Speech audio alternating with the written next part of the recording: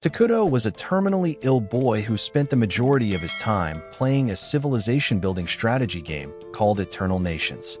One day, as he was launching the game once more after achieving everything possible, he quietly passed away. He experienced the sensation of sinking into darkness, and when he opened his eyes, he discovered himself seated on a stone throne in the center of a forest. He couldn't comprehend what was happening, but then a familiar figure materialized before him. Takuto instantly recognized the woman as Atu, the sludge who had been his favorite character from the game Eternal Nations. Atu called Takuto her king, and he wondered if this was some sort of roleplay scenario he needed to participate in. However, Atu told him he didn't need to overthink it because she knew everything already. She knew his name as well as the fact that he was the pro among pros who had completed the game on nightmare difficulty with the most challenging civilization. Takuto was amazed to hear that she knew about him being a player and her being a character inside the game. And Atu told him that she remembered all their gaming sessions as well. She knew his playstyle as well as all the things he had said to her through the screen. Takuto was incredibly happy upon realizing that he could talk to his favorite character face to face, and Atu told him that she was even happier. He then asked her if this was heaven and if she had summoned him to this place. But Atu told him that she had been summoned to this place too. As for the location, she felt that it was like the world of Eternal Nations. She then quickly knelt before Takuto and held his hand, saying that since they were here together, it didn't matter what kind of place this was. She said that they should team up again and build a civilization just for the two of them. Takuto didn't even know what to say, as Atu pulled him down from his throne, telling him that they had conquered the world multiple times in the past, and they should consider this a chance for a brand new beginning. Takuto liked the idea and he asked Atu to serve him to form a glorious civilization, and she gladly agreed. She then pretended to be a badass which unofficially pledged her loyalty to him. But then both of them became embarrassed at those cringe-level dialogues. With that, Takuto told Atu that she already knew what the first thing they do at Minogra was. She affirmed, saying that they would become shut-ins and hide their existence from the rest of the world. The next thing that Takuto did was use his emergency skill to produce a giant-sized bug to scout the nearby area. Takuto and Atu discussed how it was one of their core rules to completely hide their presence from other players in the early game. And scouts like this were helpful to gather information without revealing themselves.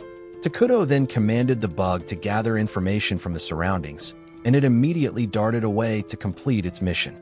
Atu was surprised because she hadn't expected things to go so smoothly in this new and unfamiliar world. And Takuto told her that he could share the vision of the bug just like in the game.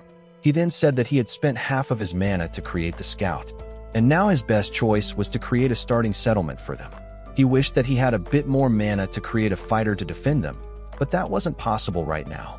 Atu became a bit depressed upon hearing this because she was really weak right now and she couldn't even protect herself, let alone Takuto. Anyway, Takuto kept scouting the area through the bug's eyes, and he said that there was nothing but forest here. Atu became sad because she couldn't help him right now, but he told her that her presence was good enough for him, and she became really happy upon hearing this. Just then, the bug came across a group of poor and tired dark elves. Atu said that this was good news for them because dark elves were a neutral species, though they inclined a bit towards the neutral evil side, and their kingdom was also neutral evil. However, this news worried Takuto, who began wondering if this was really the world of Eternal Nations. He began thinking that if there was another civilization nearby, his kingdom was most certainly going to be destroyed right now. But Atu told him that if they were in any kind of danger, they would flee away together. Takuto told her that she couldn't be more right. While they were doing their silly chants and celebrations, a group of dark elves suddenly arrived there. They were as shocked to see Takuto and Atu as they were shocked to see them, and Atu decided to put her life on the line if her master was in any sort of danger.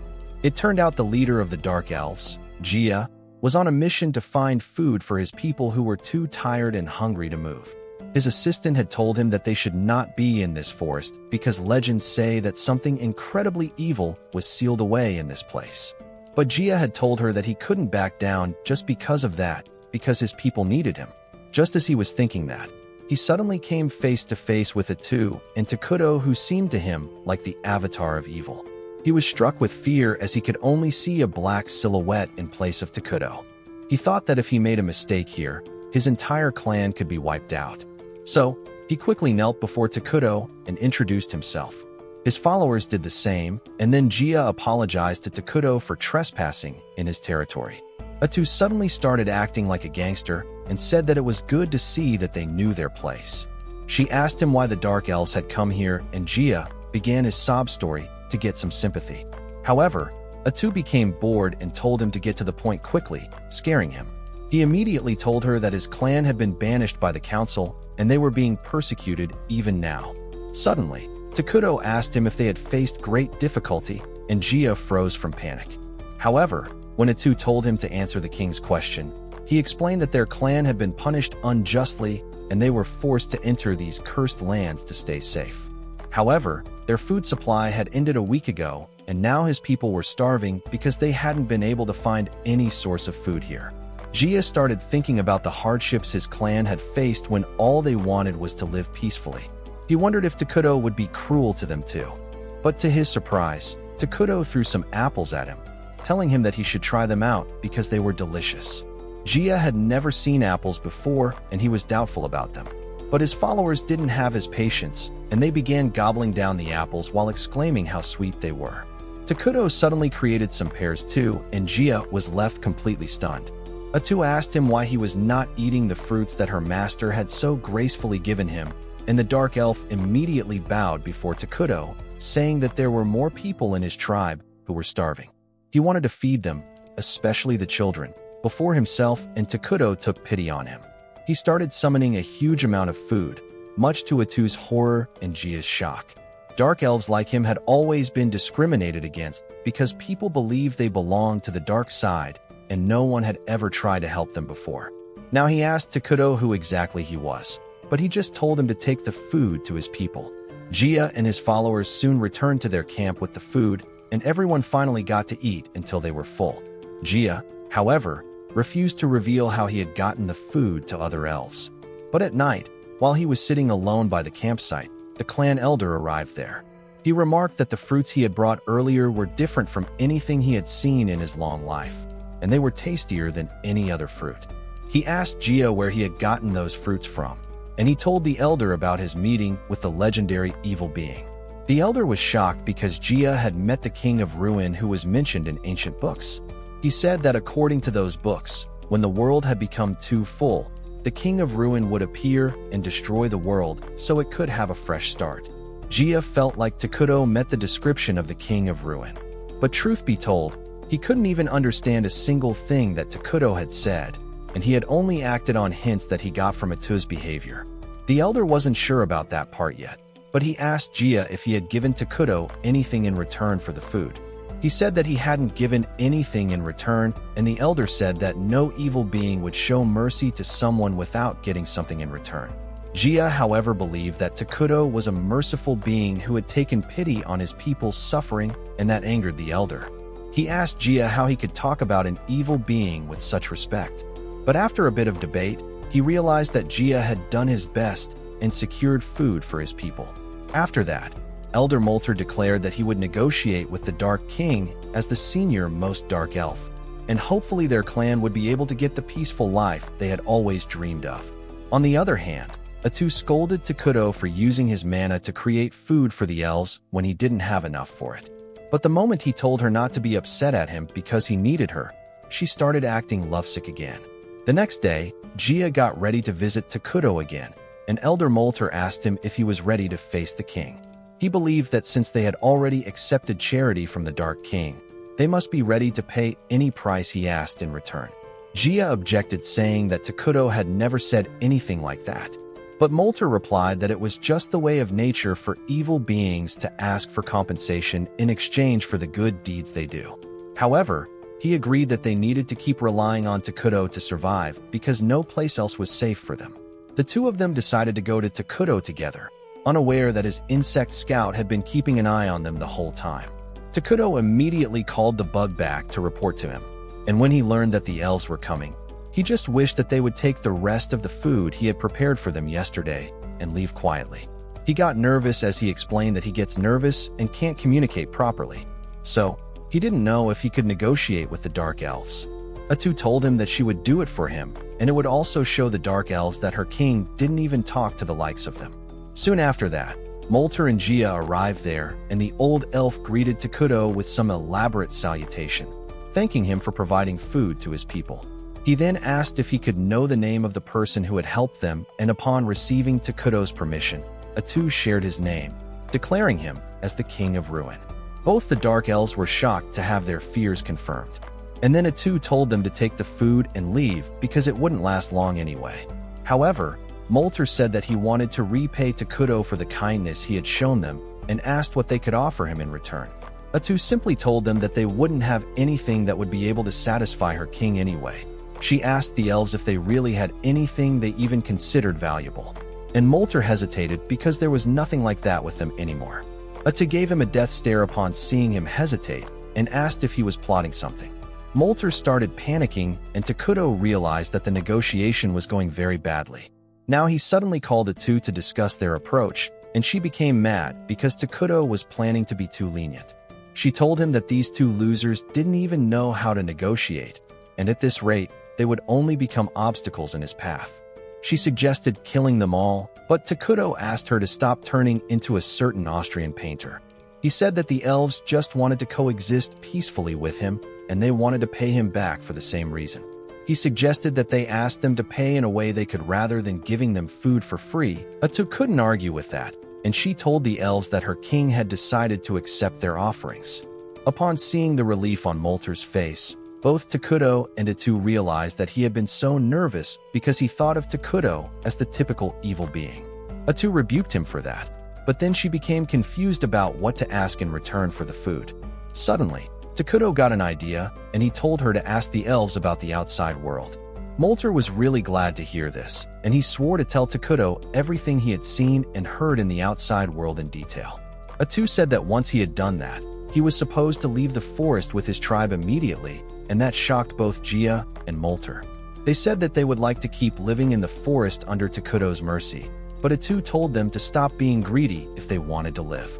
Gia tried to argue, but Molter shut him up, saying that they needed to obey the command of the king.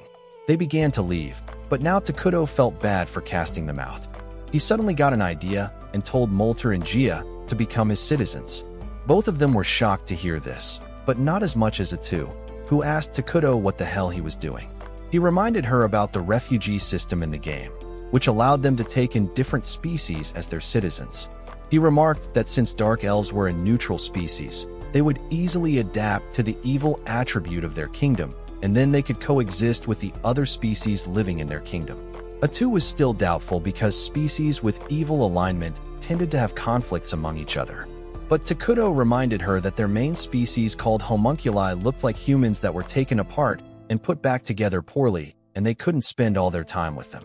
Atu immediately agreed with him as soon as the creepy image of the homunculi popped up in her mind. She turned to the two elves telling them that Takuto planned to build a kingdom here soon, and he was ready to accept them as his citizens if they pledged to serve him. Molter was taken aback at this, and he asked the two what would happen if they chose to become his citizens, and she made it clear that they would become evil beings, but she told them that it was more fun than they thought to be evil. Soon after that, Takuto and Atu headed to the settlement of the Dark Elves where everyone was ready to welcome him. Everyone was terrified of him, and some of the weaker ones fainted just upon seeing one glimpse of him. Takuto took his throne with Atu by his side, who told the Dark Elves that now they were going to become the citizens of their kingdom, Minogra. She asked Takuto one final time if he was sure about it. And just as he gave his permission, the elves were accepted into his kingdom, and Atu congratulated them, because now their survival and safety was guaranteed by their new king. Gia wondered if that was all because he didn't feel any different even though he should have become an evil being. Suddenly, he regretted his words as intense hatred erupted inside him and the other elves.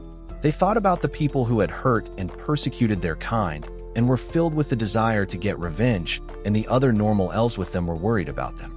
Seeing everyone suffering, Takuto asked them if they were fine, and Gia was moved to tears upon realizing that someone cared for him and his people now. The Dark Elves started cheering for Takuto with tears in their eyes, and he was somewhat overwhelmed by this. A few days later, Takuto received a map of the continent from Molter, and he crashed out just as he saw it. Atu asked him what was wrong, and he told her to look at the map and see what a terrible starting position they had. They were on a continent where two huge and powerful civilizations were already present. One of them was the Holy Kingdom of Qualia, a nation of humans who worshipped the god Arlos, and they were a hardcore good alignment civilization. On the other hand, there was Elnan, the alliance of elementals where elves who worshipped nature lived. They were also aligned to the good side, and Atu panicked upon realizing that if they found their kingdom, they would quickly erase them. She crashed out along with Takuto, but then he calmed down, saying that as long as they were not discovered, they could become stronger. He said that in the game, their main species, homunculi, were really dumb, so they couldn't do much research. But now that they had dark elves, things should be better on that end.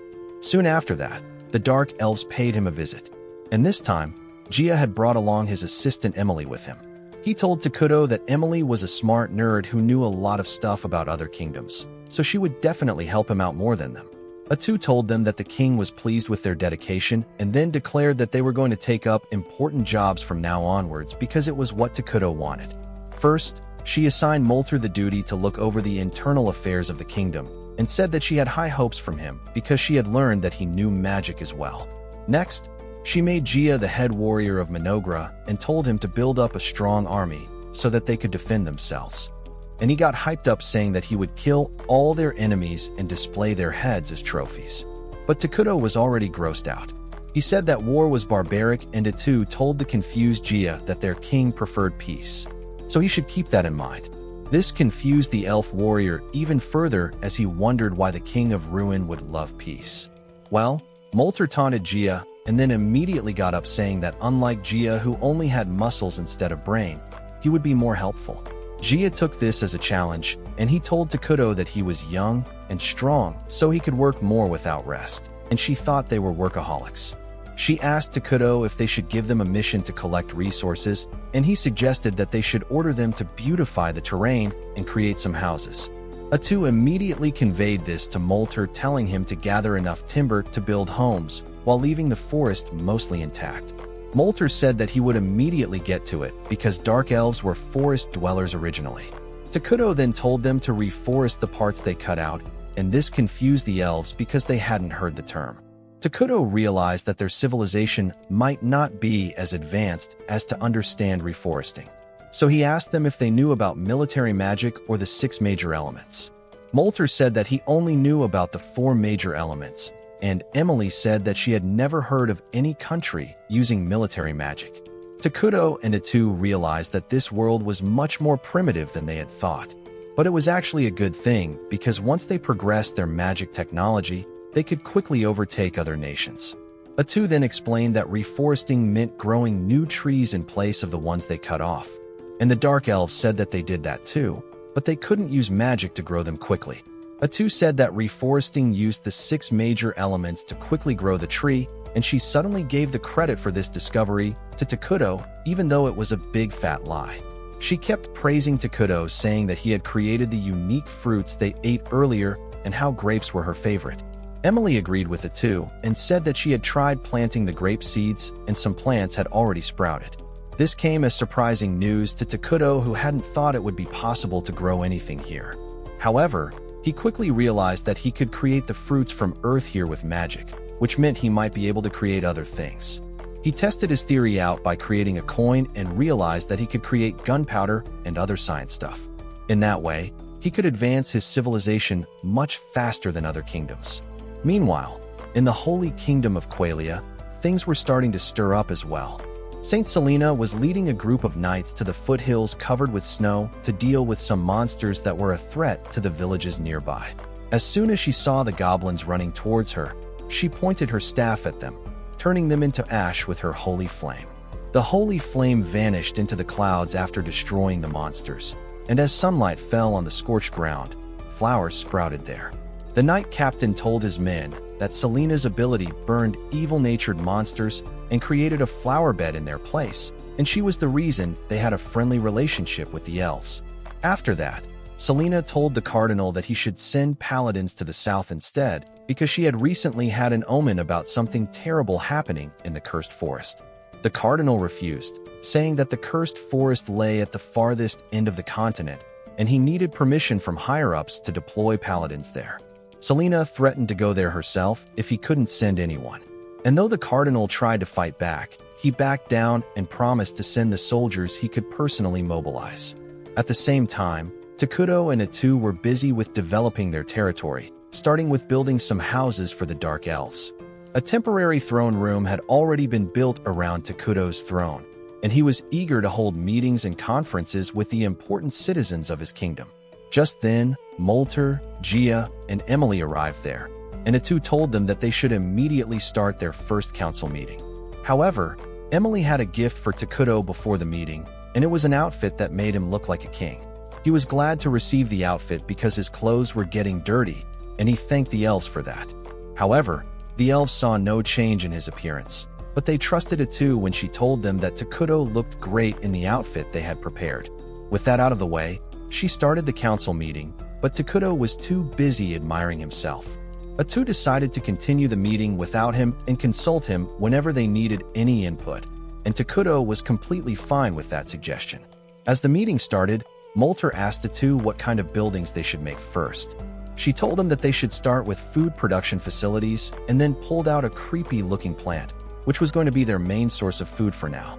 The elves were grossed out upon seeing the plant and asked Atu to explain what exactly it was. She told them that it was the flesh plant which was unique to their civilization. She explained that the plant could produce meat which tasted like human flesh, and it was quite nutritious. The elves were taken aback upon hearing that, and they said that they didn't really eat humans. But Atu told them that the flesh plant was just for the starting phase, and soon they would have other types of foods available to them. She then said that they must also create storehouses and management sheds along with the farms, and Emily decided to take up that job. After that, Atu moved on to the next item on her agenda, which was research, because acquiring advanced technology was especially important for small nations like theirs. Molter asked her what sort of technology they should focus on, and she told him that they would research magic technology. Takuto was really excited to see that happen, and Molter said that as a mage he would do his best to impress him. He then asked Atu exactly what kind of magic technology he should research, and she told him about military magic. She explained that standard attack magic could only target a handful of people at a time, but advanced military magic could destroy entire cities and even change the terrain to their advantage. Atu told him to gather the elves talented in magic and start working on the research immediately. And Molter was hyped to create magic spells that didn't yet exist in this world. Next up, Atu moved to the topic of their military strategy, and Gia got excited because it was his turn now. However, Takuto immediately told him that they were not going to invest too heavily in the army right now. Atu added that armies were expensive to maintain, but they didn't produce anything in return in times of peace. Gia argued that they didn't have enough strength to protect their king currently, and thus they should pay more attention to their military. Molter also added that both he and Gia had bounties on their heads as the leaders of Dark Elves, and their enemies might attack the kingdom. Takuto understood their concerns and decided to create a hero to defend them instead. Atu agreed, saying that creating a hero was expensive, but they needed no maintenance, so they were perfect for their current needs. The elves didn't know what a hero was, and Atu told them that heroes were incredibly strong beings who served directly under the king.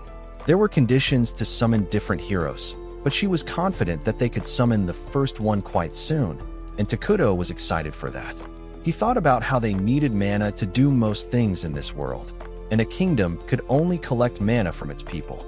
The happier the people were, the more mana they could collect, and Takuto was determined to make his kingdom the happiest place on this planet. Meanwhile, in the Holy Kingdom of Qualia, a junior paladin named Lonius had been selected as a part of the investigation team to be sent to the Cursed Forest.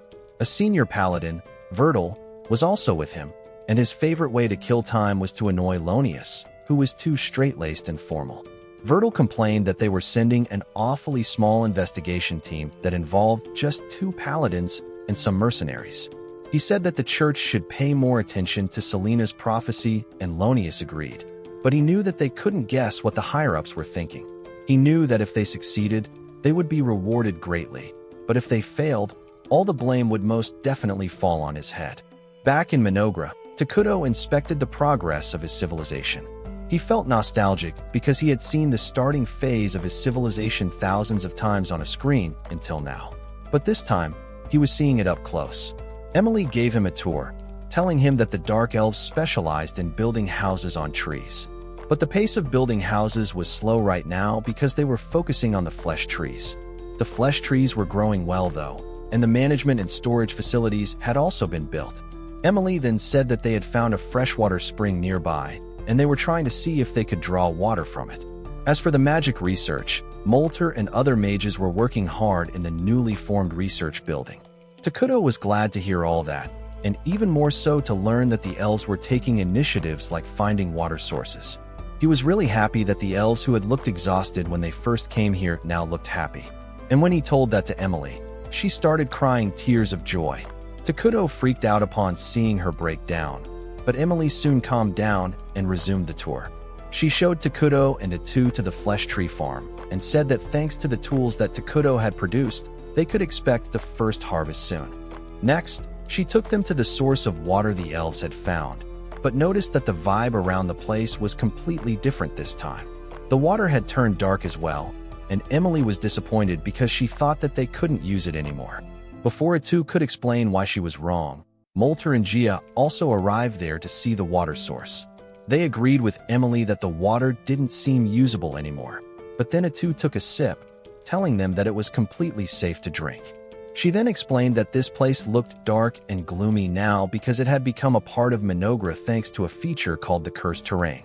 Takuto asked the elves to take a deep breath, and they suddenly felt their minds clearing up and their bodies filling with energy. Atu explained that Cursed Terrain gave advantage to creatures with evil alignment and imposed penalties on neutral and good alignment beings. Since the Dark Elves were part of Minogra, they were evil beings now, and thus this water was completely safe for them. Gia verified that by drinking the water, and then Atu said that soon the entire forest would be a part of the Cursed Terrain. However, Takuto thought that it could be a little problematic because the Cursed Terrain stood out too much. Molter agreed, saying that once the entire forest became this dark, their enemies could easily spot them. Gia once again suggested creating an army, but both Atu and Takuto assured him that they were going to summon a hero. Molter said that he was still not clear about what a hero was, and Atu decided to teach him through an example. She suddenly summoned dark tentacles from her back, slashing down nearby trees effortlessly before revealing that she was a hero herself. And even though she had only 1% of her full power, she could still defeat entire armies. Takuto boasted to the surprised elves that heroes were really awesome, and they kept growing stronger with time, even if they didn't do anything. However, he quickly changed the topic and told Atu that there was no need to chop down the trees to show her power and told her to clean up the mess later. The elves, on the other hand, were truly amazed by what they had just seen, and they said that Takuto was really a great being for having such powerful subordinates. They decided to create a grand palace suitable for him, and Takuto said that he didn't need it right now. However, the elves refused to let their king stay in similar houses like them. And Atu also told Takuto that creating a palace would make the people happier, so they should let them do it.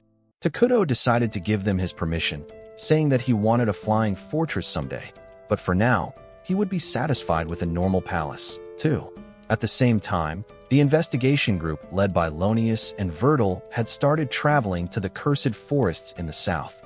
Vertil was still not satisfied by the size of their group, and Lonius replied that this was the best they could get as most of their forces were dealing with the northern disturbances. Evil alignment species had suddenly appeared in the north, attacking and looting cities, and thus most of their empire's firepower had been diverted to deal with them. The mercenaries suddenly said the guys who went north were going to have a rough time. They felt lucky that they weren't ordered to take up that job because even though the pay was really good, there was a witch involved in the case, and they didn't want to do anything with that. Lonius was curious about the witch, and at night, he asked the mercenary named Bargo about it. Bargo said that there were rumors that the entire problem in the north was caused by a witch. But Lonius refused to believe that. He said that a single person couldn't be responsible for such a huge number of monsters, and Bargo agreed. He said that it must be the work of a cult, but Vertil told him to shut up before he jinxed all of them. Lonius suddenly got pissed at Vertil because he was drunk. He lectured him that they weren't allowed to drink since they served the god, but Virgil was ready to debate with him on the religious text. He then suddenly ignored him and started flirting with the waitress who brought him more alcohol. Vargo then asked Lonius why 2 paladins were being sent so far south. He feared that it must be because of another witch, and if that was the case, he wanted to take his boys and get out before things got dangerous. Lonius said he didn't know, but then Virgil said that he had already collected some information from the waitress about what was going on. A bunch of dark elves had recently fled to the cursed forests, and the higher-ups probably just wanted to deal with them. Vargo was relieved upon hearing that, and he agreed that they should deal with the dark elves quickly because they were really skilled at assassinations and curses. Lonius also believed that if they left the dark elves unchecked, they would soon become a threat. But Virgil told him to chill out a bit. He said that this was just a recon mission, and if things were about to get violent, they would run instead of fighting. However, Lonius was too stuck up on the idea of defeating evil wherever they saw it, and he said that they could not run away from their duty as paladins. Virgil told him to stop chasing glory and fight only when the situation demanded it instead of jumping at every chance to risk his life. He reminded him that he had a family at home, and so did everyone else who was on this mission, and they should be more careful about their decisions. At the same time in Minogra, the first batch of harvest from the flesh trees was ready and placed in the center of a huge altar. Takuto was standing in front of the harvest with all the dark elves watching him, eagerly wondering what was going to happen now. Takuto started pouring his mana into the pile of fruits, and suddenly it transformed into a giant bug. The elves couldn't believe that Takuto had created life from just a bunch of fruits, and the two started praising him, saying that this wasn't even 1% of his true abilities. She told the elves that he would grow even stronger and would do more miracles with their devotion to him, and they started cheering for him. Later, Takuto returned to his throne, and he was relieved that he had been able to produce a bug monster in exchange for food. It was one of the features of the game, but he still didn't understand how exactly that worked out in this world. Budetsu told him that they didn't need to think much about it since they had established a way to produce more creatures to serve their kingdom. She then told Takuto that it was time to move on to the next step, and he agreed, saying that he would summon a hero as soon as they had gathered enough mana. Atu excitedly asked him who he planned to summon, and he replied that he wanted to summon Isla, the queen of insects.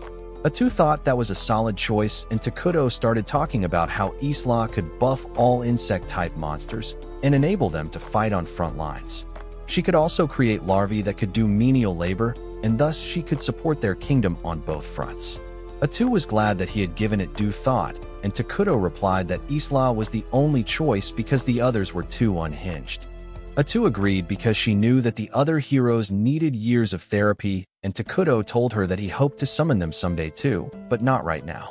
On the other hand, Lonius and others had reached the Dark Continent, and they soon found their first opponent in the form of a hill giant. Lonius began commanding the mercenaries to support him, but then Virgil said there was no need for that, because he would handle the monster alone. He said that they didn't have any time to waste, and it would be faster if he took action and everyone else didn't get in his way. He swiftly approached the hill giant and pointed his sword towards it as the rest of his company watched. Virgil then enchanted his sword with holy power, and the hill giant waited for him to finish before attacking. Virgil effortlessly blocked his heavy club and then cut it clean using his holy sword. Next, he jumped up towards the monster and dealt multiple attacks to it, taking it down without giving it the chance to fight back. He returned to his troops after killing the giant, and Lonius started praising him, saying that the mission would be an easy one because they had him. Virgil, however, didn't think so, and that statement started worrying Lonius. Back in Minogra, Takuto was enjoying a burger when Atu told him to eat something healthier.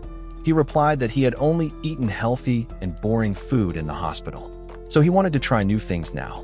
He was also worried about her because she had been eating only salad for a few days now, and she told him that this kind of food suited her more.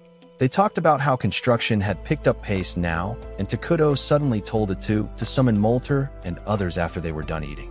He told her that the new scout bugs they had created had mapped the area around their base, and he planned to do something about the human settlement near them. He first asked Atu to confirm if the town near them was not a part of the Holy Kingdom of Qualia, and she was pretty sure that it was an independent territory with neutral alignment.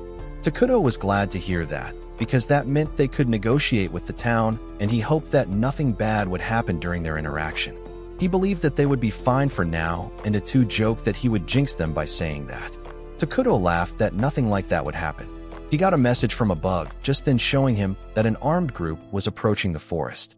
He told Atu that they needed to send them away peacefully if that was possible, and if things went south they should get ready to fight. Meanwhile, the armed group was indeed Lonius and Vertil's party. And as they headed into the forest, Vertil told everyone to stop because he noticed someone approaching. Atu came out of the forest wearing black clothes that hid her face and features, and Vertil told her to identify herself. She claimed to be a dark elf who had taken refuge in the forest along with her clan because no other place was safe for them. Vertil understood that and told her to get aside because they needed to investigate the forest, and she replied that they should not go inside. Vertil realized something was wrong, but Lonius started yelling at Atu, asking her how she dared to disobey a command from God's servant. Vertil immediately lashed out at him, telling him not to interrupt him, and Lonius was pissed at him for scolding him on such a trivial matter. Vertil then resumed his conversation with Atu, telling her that they couldn't return just because she didn't want them to enter the forest. He asked her if there was something hidden in there, and she replied that it was just a bunch of elves who wanted to live in peace. She asked him why he was so obsessed with entering this godforsaken place. And after a bit of thinking, Vertil revealed that the saints had had a vision of something really evil hiding in this place, and he couldn't return without checking it with his own eyes. The mercenaries were shocked because they didn't know this, and Lonius asked him how he could reveal national secrets so casually.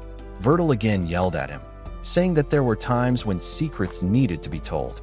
This pissed off Lonius even more, because even a high paladin like Vertil didn't have authority to reveal divine prophecies without authorization from the higher-ups. Meanwhile, Vertil once again asked Atu to let them go into the forest to take a quick peek, but her attitude suddenly changed as she told them that they wouldn't find anything worth their time inside. She told them to return back immediately, and Lonius was angry that a dark elf dared to defy a prophecy from God.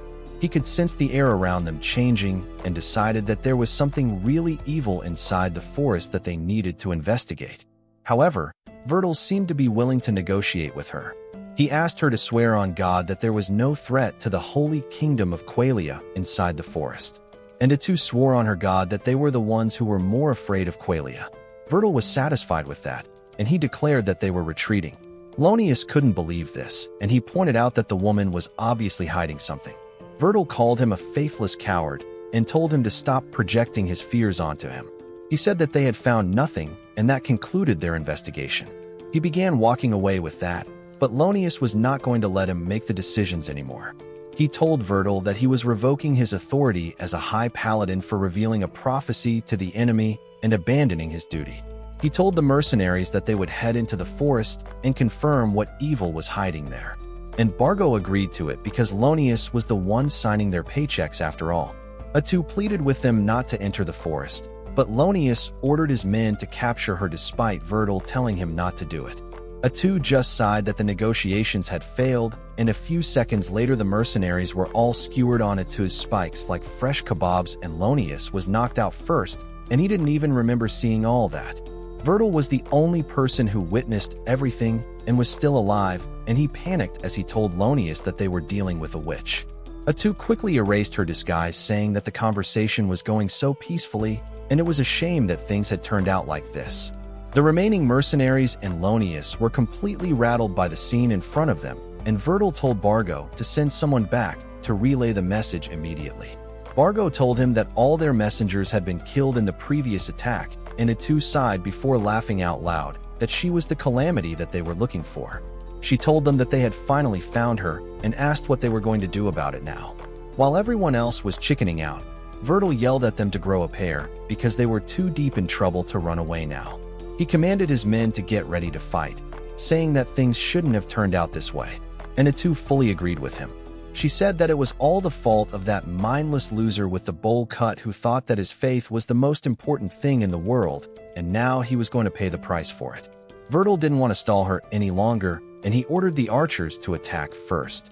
However, blocking their arrows was child's play for Atu, who started letting her inner battle junkie show. Lonius nervously asked Vertil, "What even is a witch?" And he replied that he should have told this to everyone before the mission started. even though that would be breaking another rule. Witches were disaster-level monsters that were prophesied by the saints and officially denoted as the greatest threat to their kingdom by the top church officials. He told them that the disaster in the north was really because of a witch, and he was pretty sure that the woman in front of them was a witch, too. Atu had gotten bored of their talking by now, and she told them to attack, or she would start attacking them. Virgil commanded the mercenaries to fall back because only he and Lonius could fight her. He told Lonius to follow his lead, and they enchanted themselves with holy power as they rushed ahead. Atu attacked them with her tentacles, thinking they wouldn't be able to beat her, but holy power gave the paladins extra damage against evil attribute creatures, and they managed to slash through her tentacles. Atu was taken aback by this, but as she was busy monologuing, Virgil suddenly attacked her, and she lost another tentacle trying to protect herself. Lonius also took down another of her tentacles, and Virgil was confident that if they cut the remaining two, they could win. However, Atu was pissed now, and she suddenly took 2 mercenaries hostage, thinking that the paladins wouldn't be able to attack her now.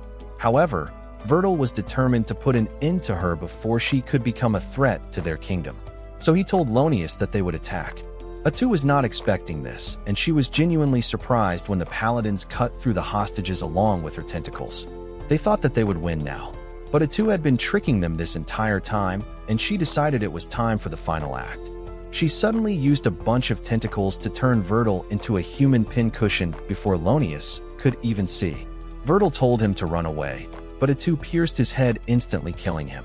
She flaunted that she didn't have just 6 tentacles, and she could summon as many as she wanted, which left Lonius even more aghast than he already was.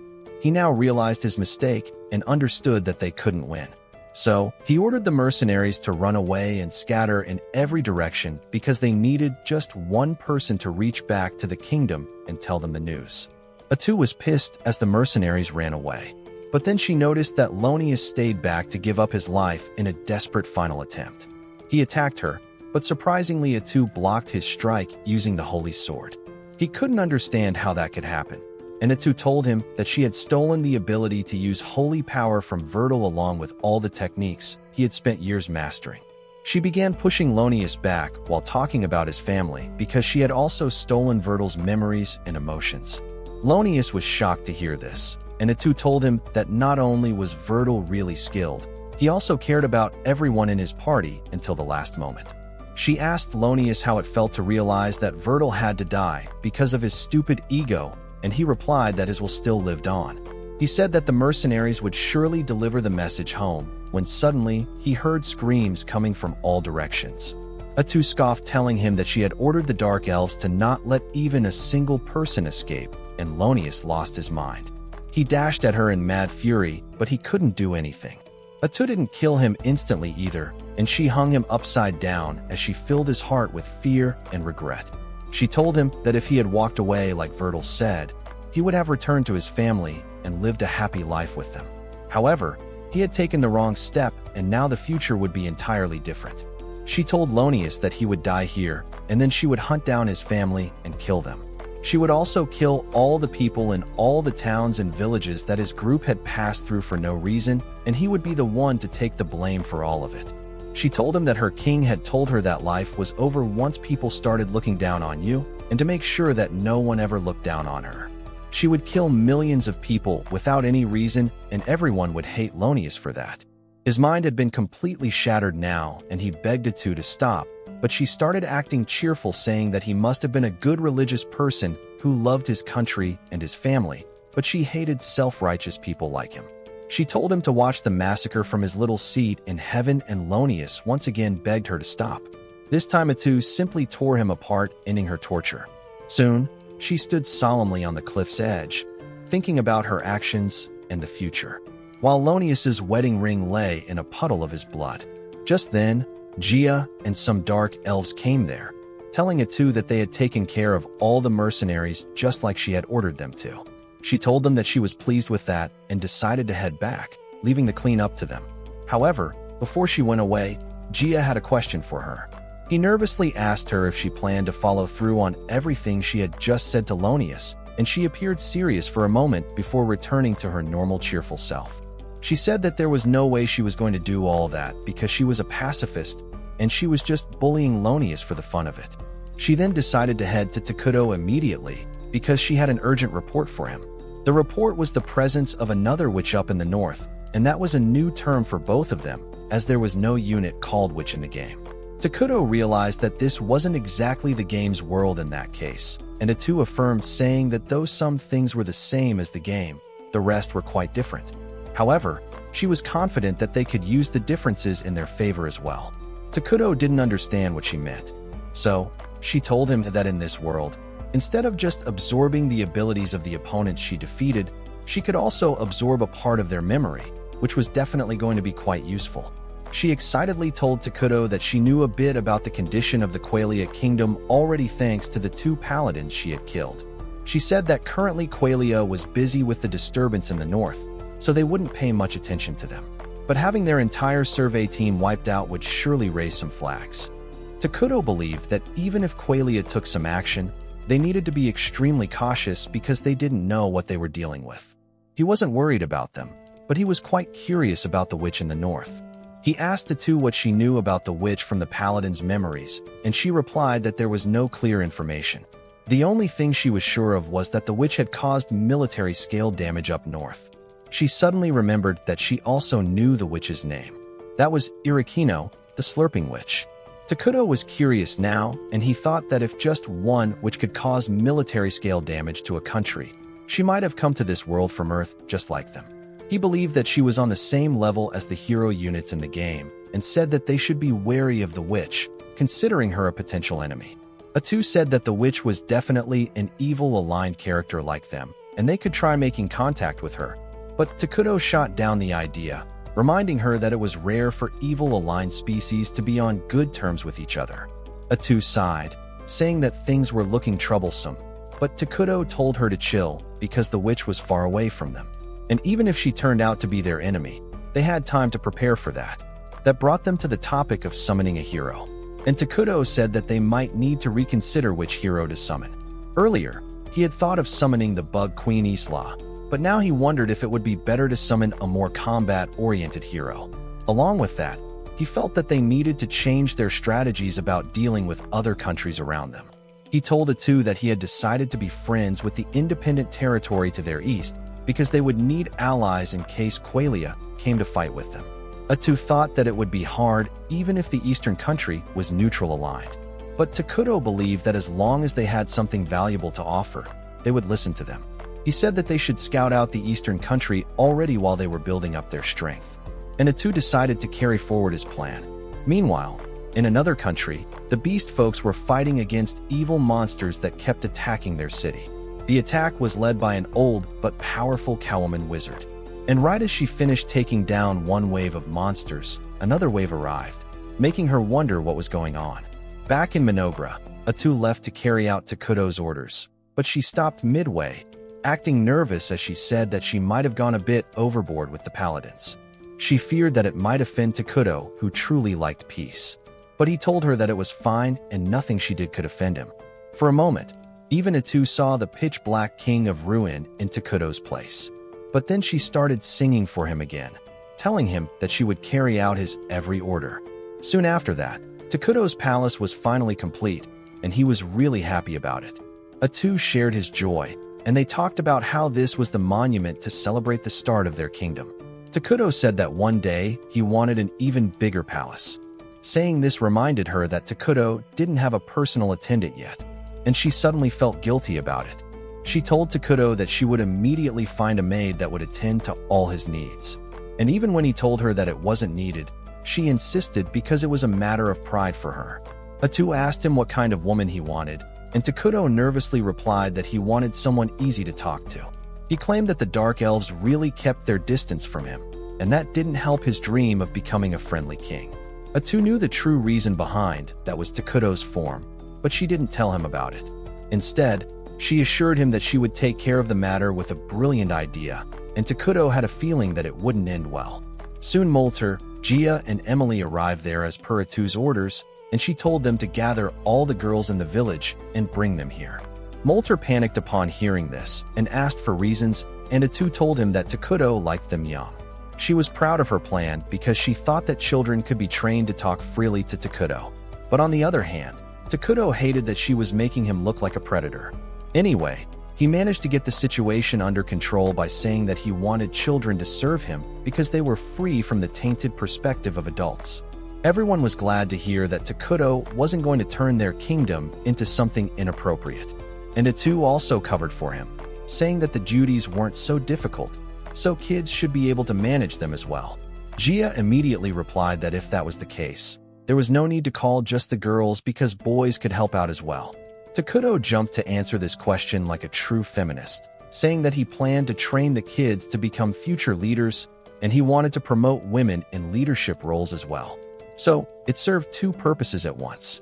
The elves totally believed him, and Emily was happy to learn that the king was a feminist, too. They praised him for his vision, and Takuto was glad to hear that he had managed everything well. Atu then told them to immediately send some children here, and Takuto hoped that now people would stop being awkward around him. Unfortunately, all the kids that were brought to see him started crying, and Atu ordered Molter to bring in the second batch. He informed her that these were all the kids in the village, and Atu called him a disgrace. Suddenly, Gia suggested to Molter that they could send the twins, but he shut down the idea. Atu opened it up again, and Molter revealed that there were two twin sisters in the village, and though they were smart, they had some special circumstances that made them unfit to serve the king. Atu told him that she would decide that for herself and commanded him to bring the twins here, but Gia replied that he had already summoned them. He tried flexing his foresight in front of the old geyser, but Atu told them that they could do their competition after this.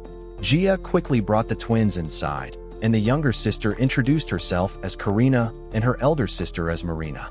Atu could tell at a single glance that the girls had suffered a lot and asked Karina about her scars. She replied that they were because of a disease, but they suited her appearance. Molter clarified that Karina had gotten a smallpox-like disease, and even though she was fully cured now, the scars remained. Then Atu asked about Marina, and she curtly replied that she had eaten her mom. Both Takuto and Atu were shocked to hear this, and they turned to Molter for an explanation, and he nervously revealed that the mother of the twins was a proud and noble woman who had sacrificed her life for their clan. They realized that the Dark Elves had to make a choice between starvation or cannibalism at some point, and that was how the twins lost their mother. Atu thought that it was a good thing that the girls were fearless, but she thought something was odd about them. Suddenly Marina walked up to Takuto and said that he was pure white. He was confused by her statement, but asked her if she wasn't afraid of him. Marina told him that she wasn't afraid and agreed to become his servant because she was confident that she could handle it. After that, Takuto asked Karina what she thought, and she replied that she needed to stay with her sister, so she would also become his servant. Takuto was glad to have them, and Atu declared that the twins had officially become the king's servants. However, once they left the room, Molter shared a word of caution with Takuto, telling him that the twins hadn't shed a single tear since their mother died. He said that they had closed off their hearts to everyone and asked Takuto to treat them with kindness and patience. Soon after that, the twins started serving Takuto, but Marina was clumsy and spilled water on him. Karina cleaned up her mess when Atu came there. She was disappointed upon seeing this, but told Takuto that they had to attend a meeting now. Once the meeting started, Atu decided to talk about the construction department first. Emily got up as she was the head of constructions and said that since the palace was completed now, their workforce was free to build another building. Takuto was pleased to hear that, and he ordered Emily to build a clinic because that would keep their people healthy, and it was also the cheapest one to build. Emily sat down as her part was done, but when Atu started the discussion on resource gathering, she had to stand up again because that was also her responsibility. She said that they were gathering food and other resources at a steady pace thanks to the special utensils and tools that Takuto had created for them. She believed that it was inefficient to make the king work for them. But Atu replied that since they just needed mana to create new items, they should work on building facilities that could help them gather a lot of mana quickly. She then moved on to the research department, and Molter stood up to present his report. He said that the military magic they were working on was complete, but only he could use it right now. He was going to teach it to other elves soon, but he didn't think that it would be used much in real life because their king was a pacifist. Atu agreed with him and said that one military magic was enough for now. She asked Molter to focus on the 6 great elements now because that would help them out the most in the long term. After that, she asked about the military status and Gia got up to deliver his report. 5 long-legged bugs had joined the army as scouts, and they were currently gathering information about the nation. He said that they hadn't gone out beyond the forest because it was a barren plain and there was no place to hide. Atu told him to deploy all the bugs to scout the area quickly because as long as she was defending them, they wouldn't have any problem. Gia was glad to hear that. And then Atu said that they had also decided on what hero they were going to summon next. Takuto declared that they would summon Isla, the queen of insects, and the dark elves suddenly went into alert mode. After that, they discussed other issues, and the meeting ended after a couple of very tiring and stressful hours. Once everything was sorted, Takuto headed back to his throne room with his servants, but Marina bumped into him, scattering the documents everywhere. Karina rushed to help her, but they ended up tearing a document instead. Takuto told them that it was fine and got back on his throne. When Marina approached him asking if he was a bad guy, he replied that he was an evil aligned character, which pretty much meant he was a bad guy. Marina asked him why he wasn't killing them in that case, and Takuto couldn't even understand her question fully. Karina elaborated saying that her sister wanted to know why a great king like him was showing such mercy even when they messed up all the time. Takuto tried passing it off as his habit, but the girls weren't satisfied, and he decided to tell them the difference between good people and bad people. He said that good people could only do good things, which meant they couldn't hurt others or steal from them. He asked the girls what bad people could do, and they replied that they could only do bad things. Takuto corrected them, saying that bad people could do whatever they wanted. He claimed that they were selfish and totally free, so they could do good things and bad things as they wanted. He said that since he was a bad guy, he could forgive them even if they made mistakes, and that suddenly made him realize that the girls were messing up on purpose so that he would punish them. He asked them to confirm his theory, and they did so. Takuto realized that the girls felt guilty about surviving when their mother couldn't, and he calmly approached them. He asked them what their mother had told them before dying, and Marina replied that she had told them to keep on living. Takuto told them that their mother's love was what had kept them alive to see this day, and they should live a life that she would be proud of. He patted their heads, telling them that they were free to live as they pleased, and he would bless them as long as they could live a happy and meaningful life. The girls hugged him and started crying upon hearing this, and when Atu came to the room later, she found them sleeping on Takuto's throne. She was jealous that they had gotten close to him, but then remembered the report she was here to make. They went to another room where Atu told him about the neutral nation called Fornhaven on their east where humans and beasts could live together. The town that was closer to the forest was called Dragon, and it was a part of the nation as well, and it was ruled by a council of shamans. Takuto thought they could start a diplomatic relationship with Dragon first, but he was curious about why the town was built so far away from the main kingdom. Atu told him the rumors about the town being built around a dragon vein, which was the best source of natural mana. She believed that the town was an outpost just to farm mana, but currently it was being attacked by goblins and other monsters without any hope of reinforcements from the kingdom. Takuto thought that this was their chance because if the town fell to monsters, there would be a lot of refugees and they could add them to their population and then use them as a base to negotiate directly with the foreign kingdom. Takuto immediately sent a group of ambassadors to Dragon led by Atu, and they met the bison shaman Tonka and some other beastmen. Atu and others radiated pure evil aura, and the beastmen started to panic upon seeing that.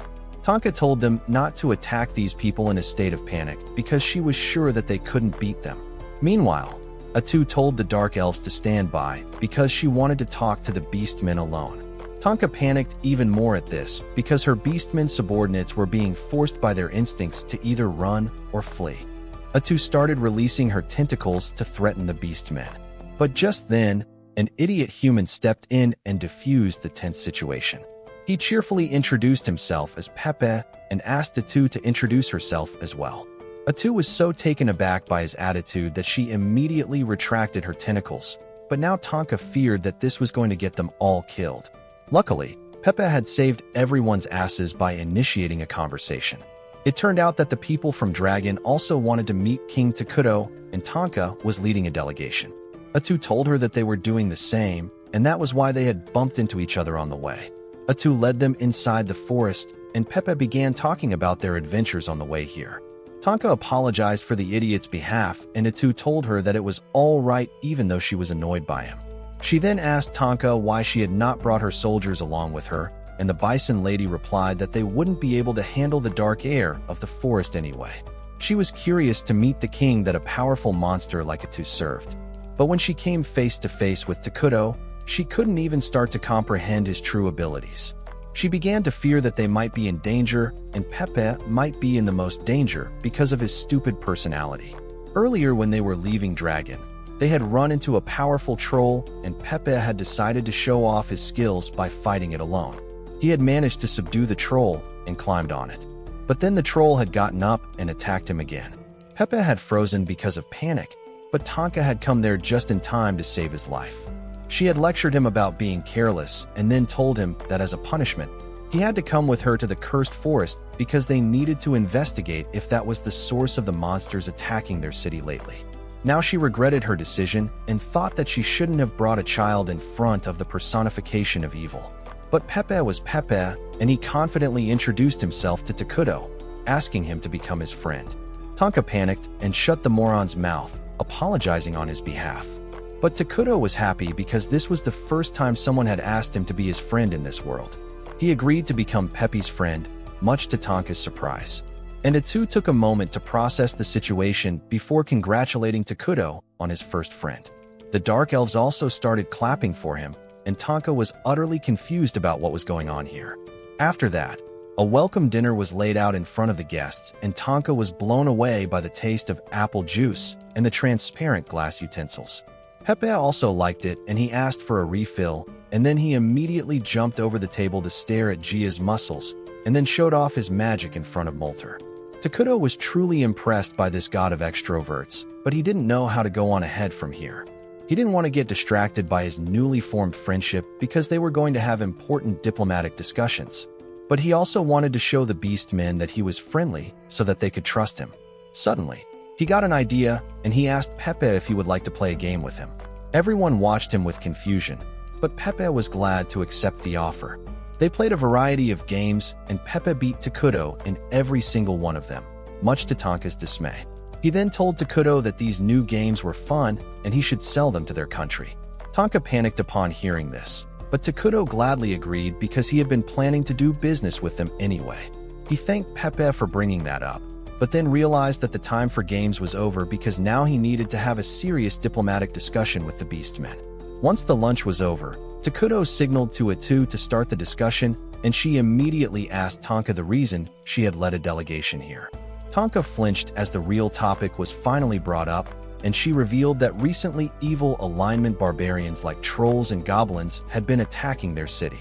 She said that they had come here to investigate the cause of those attacks, and Takuto immediately asked if they were lacking in military strength. Tonka panicked at this because if Takuto found out their weakness, he could use it against them in a negotiation. She immediately said that they were able to drive them off without any problems for now. And since they had sent 2 of their strongest shamans out on a mission to investigate things, it showed that they were confident in their strength. Tonka said that they just didn't want to take risks, and Atu agreed with her because barbarians usually avoided civilizations. Everyone believed her words, but then Pepe spoke up. He said that he had been told that the investigation mission was to find the source of the barbarians. Otherwise, their city would be destroyed, and Tonka was so dumbfounded that she couldn't even scold him.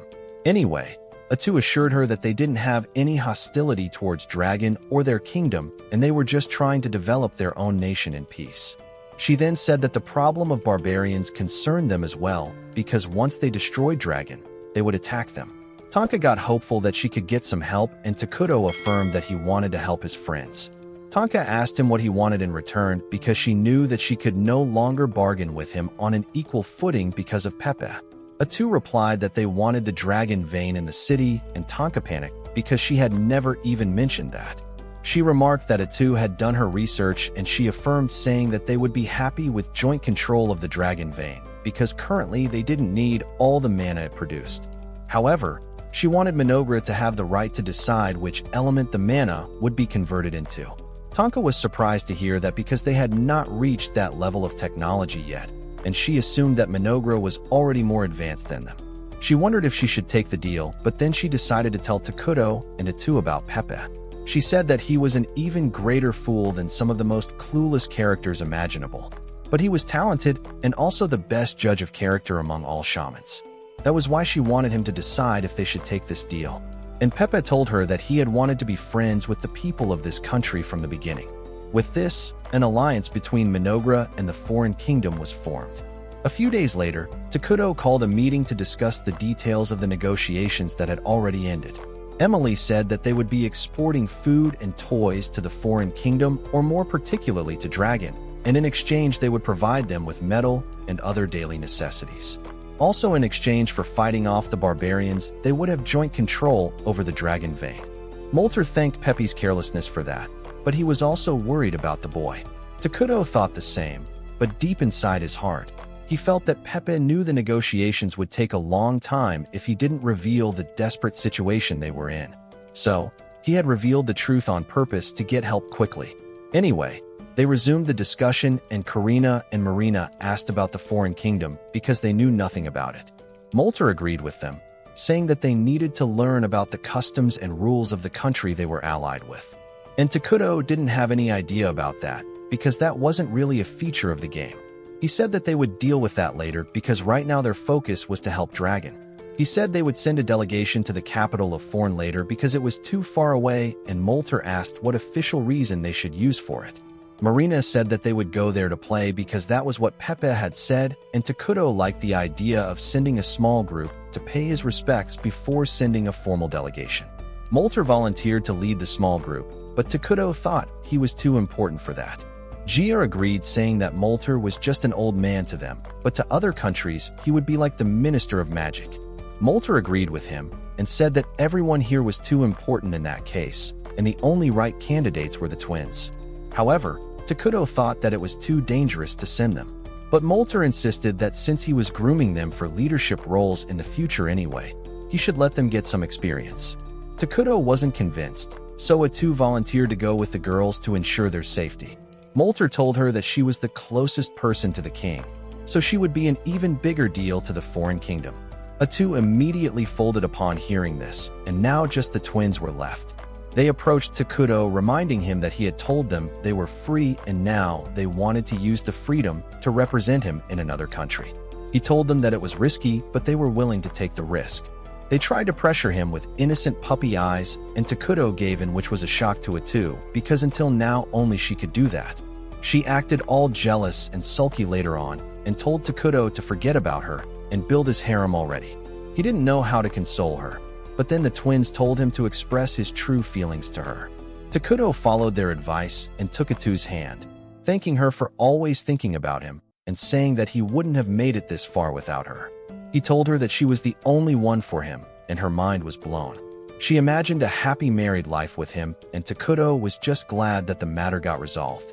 After that, Takuto took Atu and the twins to the newly built clinic because their bodyguards for the upcoming trip were there. Atu was surprised to hear this, and Takuto told her about the plague doctor units that he had recently created.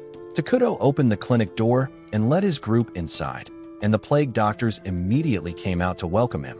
While Marina was struck by the strange-looking people, Karina was a bit scared.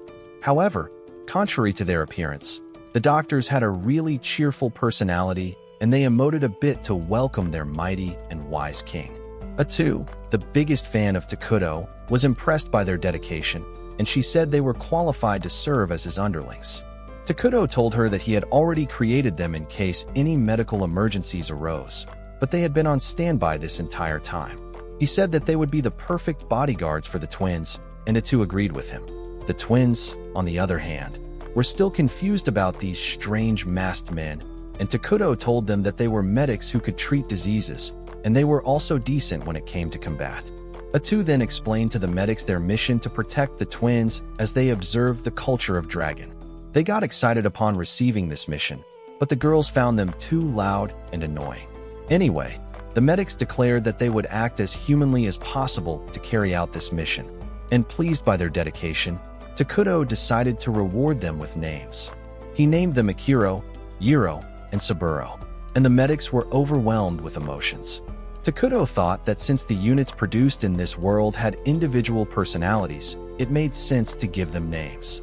However, He felt that he might have been a bit too generous as he saw the medics getting carried away and Marina acting like she was one of them.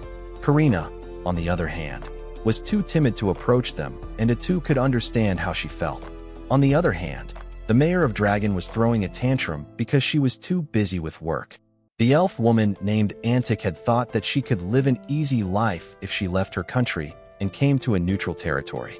But there was too much work here, and she didn't even have time to find a boyfriend. She was even more pissed at the fact that she had to work with the forces of evil to protect her city. But as she was throwing a tantrum, her subordinate came there. Antic immediately put on her business personality and asked her what she needed. The woman told her that some people wanted to meet her without an appointment, and Antic told her to send them away because her time was more valuable than gold. However, when the woman told her that the unexpected guests were from Minogra, she panicked and decided to drop all her work to meet them. As she went to the waiting room, she found the twins sitting on the couch while the three menacing medics stood behind them. Antic was creeped out by the evil aura the medics released, and she wondered if the shamans had gone crazy to ally with people like them. Anyway, she welcomed the girls who introduced themselves as representatives of Minogra. Antic was on guard against them because she had heard stories about dark elf assassins, and she found the medics even more sketchy. Karina noticed that she looked uneasy, but before she could talk about it, Antic apologized for not being ready to welcome them.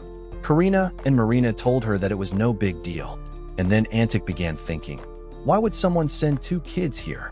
She suddenly remembered that Tonka had talked about two twin sisters who were being raised by the Dark King as future leaders, and she panicked realizing that she was dealing with some really important people. She realized that if she messed up anything here, it could create problems for her country. She nervously asked the twins about the reason for their visit, but they couldn't come up with an answer. Yiro stepped forward to answer the question instead, and he told Antic that they were here because Pepe had invited them to come and play. He assured her that this was an informal visit where they wanted to learn more about the culture and lifestyle of their allied nation, and there was no need for any official discussion as the girls weren't ready for it yet. Antic couldn't be happier to hear that, because now she didn't have to bother negotiating with the girls. She decided to have a good relationship with them for the sake of everyone's future and volunteered to show them around the city. The twins were happy to accept her offer, and Antic spent the day showing them around the city, and Takuto saw it all through the eyes of the medics. After they were done exploring the city, the girls headed to their lodging in the evening. Karina started a discussion about what they had observed today, and Marina said that she had noticed a feeling of anxiety in the people. They were scared of the enemies outside while struggling with food issues. And Marina could understand because she was sensitive to the emotions of others. The medics were impressed to hear about this, and they presented something they had found in the market. As Marina opened the pouch they gave her, she found a white flower. Karina recognized it as the poppy flower that was used as a narcotic, and it had been banned from almost the entire continent. She thought that the flower looked too healthy to be wild and judged that someone was trying to sell drugs in Dragon to take advantage of the anxious people. Karina got mad as she thought about how someone was trying to ruin the peace while Antic was working hard to protect the city, and the medics decided to be more cautious from now on. The next day, Karina and Marina visited the Dragon Vein field, which had a lot of crystals full of mana. The girls were taken aback by the sight. But as they were admiring the crystals, a merchant named Vesta approached them. He told the twins that he had heard about the Dragon Vein being jointly controlled by Dragon and Minogra now. So he had a business proposition for them. He told them that the poppy grass grew well in this mana-rich place, and he wanted to cultivate it because it fetched a high price. He offered to give a share of that profit to Minogra along with other gifts for their king, and the twins asked him more about it. Vesta told them that they would talk about the rest of the things in private and gave them the address where they could find him later. He was pleased that the people with evil alignment were so easy to do business with. But the twins were pissed upon learning that he was the person trying to ruin the city. They didn't visit him and instead went to meet Antic again as their trip came to an end. She was happy that they had enjoyed their stay in the city and asked them to present her as a smart and capable mayor to the king. Just then, Vesta came there with his lackey, and Antic panicked upon seeing him. She asked who the hell had given him the permission to enter here, but he replied that they had entered through brute force. Vesta then asked the girls about their response to his previous offer because they hadn't come to meet him. Antic lost her mind as she thought that the evil aligned twins had made a deal with scum like Vesta. but Karina assured her that they didn't intend to associate with him at all. She told Vesta that he should have been smart enough to know they weren't going to work with him when they didn't show up. She then asked Antic if it was fine if they dealt with Vesta because they wouldn't do it if it caused problems between their countries. Antic was more than happy to let them handle the crooked merchant and his goons, and the medics immediately stepped in between them and the twins. Seeing that they intended to fight, Vesta pulled out a syringe full of poppy extract and told the girls that a single dose of this thing would make them addicted. They reminded him that if he did anything to them, he would be turning the entire nation of Minogra into his enemy, and their king wouldn't let him die peacefully. Vesta said that it would be fine because after this injection, the girls would do whatever he wanted, and then their king would also follow his orders. Vesta then handed over the injection to his men while he stepped aside. But then suddenly his goon's sword came flying right towards him. He panicked at this and turned around, and the sight in front of his eyes was even more horrifying. Meanwhile, in Minogra, Emily was reporting to Takuto when she asked him why he had sent the medics as bodyguards when they could dispatch their warriors. Takuto told her that the medics really loved humans and demi-humans, and because of that, they got extra buffs when they were dealing with them, no matter if they were healing them or fighting them. Back in Antic's office, the plague doctors had butchered Vesta's henchmen and skinned them. They had removed their disguises as well, revealing that they were patchwork monsters who weren't humans, but they wanted to be human by wearing their skin. Antic was horrified at this sight, and Marina comforted her, while Karina ordered the medics to finish off Vesta because he had threatened to harm them and insulted their king. Vesta told them to stop because they were evil people just like him. But Karina told him that being evil meant being free to do anything they wanted, and she wanted him dead. On her command, the medics made quick work of Vesta, and now all three of them had human skins to wear. While Marina told them that they looked human now, Karina apologized to Antic for traumatizing her and making a mess of her office. She began wondering how they would cover the cleaning bills, but Antic nervously told her that it was fine. Karina was happy to hear that, but Antic was even more terrified now that she knew that the twins weren't even a little taken aback at this gruesome scene. She wet herself in fear, and upon seeing this, the medics also decided to do the same because that would be a human thing to do. However, Karina drop-kicked them as she told them to stop, and something inside Antic's mind snapped as she started laughing. Soon after that, the twins returned to Minogra and reported what they had found. But Atu got furious as she realized what they had done in Dragon. Instead of scolding the girls, she took out all her anger on Takuto because he was the one who had let them go that far. She knew that he had ditched his work so that he could watch over them. And despite that, he had let them butcher the bandits in Antic's office. Takuto said that he hadn't stopped the girls because he thought they would hate him, and she yelled at him even more, asking if he was the dad of some teenagers. After that, Atu turned to the twins who were still carrying their bloody cloaks with them and lashed at them for taking such violent actions. Next, she moved on to the medics, but they were actually proud that they had killed 3 people and worn their skin to become more human. Atu lost her cool at this, and as a punishment, she told everyone to write an essay reflecting on the mistakes they had made, which was a pretty mild punishment for killing 3 people in another country. After that, a meeting was called to discuss how they would approach Dragon, but Takuto was too busy handing out candy to the twins. Atu scolded them once again, but the Dark Elves told her to calm down because they needed to get through the meeting first. Molter said that the elves were also partially at fault for not teaching the twins basic manners, and Atu decided to deal with them later. As the meeting started, Molter asked the twins if their report was accurate, and they were confident that they had gotten all the observations correct. The elves read that Dragon was in a lot of trouble. Food was scarce, and there weren't enough guards to patrol the city, so crime was rising. However, the biggest problem remained the attacks of barbarians that involved goblins, orcs, and hill giants. While goblins and orcs were just low-level monsters, hill giants were quite powerful and tough to defeat. Molter said that the soldiers and shamans of Dragon had been unable to find the exact source from where the monsters were spawning, and he thought it was because they were too exhausted to use their sharp senses fully. Gia said that they should immediately send an army to help Dragon before it fell to the monsters. But Emily thought that sending their workers to fight in a war could cause problems for their economy. Atu told them that she was going to take part in the expedition, so they should arrange the rest of the troops accordingly. She said that even though the monsters they were facing were low level, She should be able to get some useful skills from them, and that would make their country stronger. Takuto agreed with the idea, and then Molter suggested that he would also go along with her because he could help in fighting as well as in diplomatic matters. He decided to take some of his students along to assist him, and Gia said that there was no need for him and the warriors to leave Minogra in that case. However, Emily wasn't sure if he was strong enough to protect the country since Atu was their main damage dealer. Atu agreed with her, but then turned to Takuto for the answer, who told everyone that he was going to summon a hero soon, so they didn't need to worry about the defenses anymore.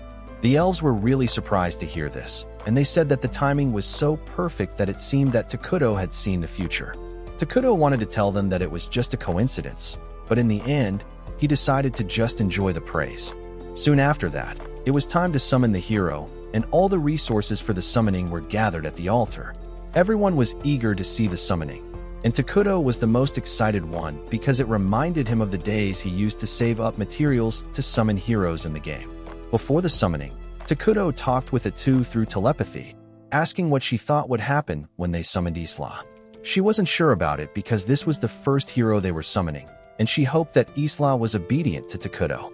However, in case she was hostile, Atu was ready to risk her life to protect her king. Takuto thanked her for always being there with him, but asked her not to risk her life because he couldn't summon her again if she died. With that, he began the summoning ritual, creating a sphere of dark mana that devoured all the resources and then transformed into an egg. As the egg cracked, Isla, the queen of insects, emerged from it. Takuto eagerly watched her, and as Isla screamed loudly, he flinched. Luckily, she was completely devoted to him, and she bowed before him to thank him for bringing her into this world. He was glad to see her too and asked if she remembered him.